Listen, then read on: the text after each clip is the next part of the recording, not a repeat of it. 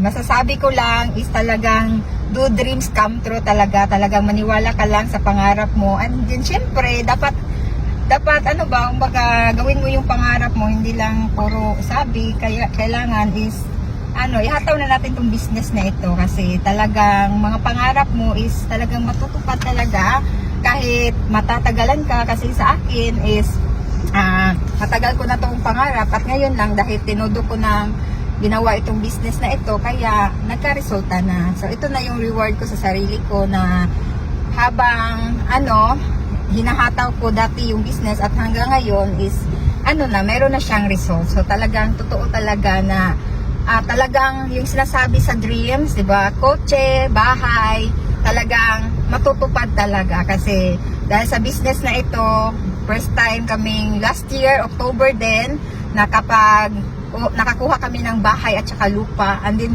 this year na naman, 2024, mayroon na naman kaming car. Ay, Diba? grabe!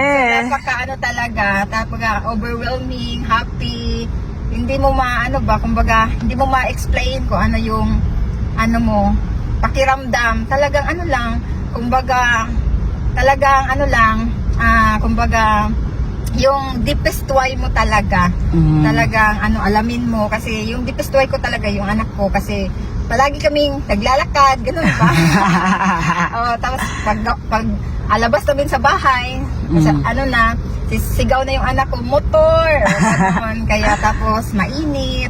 And then mag-i-school na yung anak ko next year, kaya kailangan namin ng transportation. And then para din sa business, para madaling makahataw, makapunta sa mga downline, syempre, di ba? And then sa family din, ayan, di ba? So grabe talaga, happy so much. Kakaiyak. Char! Ano sabi mo sa mga business partners mo, members mo? Sa mga business partners, talagang ihataw lang natin itong business na ito. Talagang, maniwala ka lang, magkaka-result talaga dito. Yan. Yes, grabe.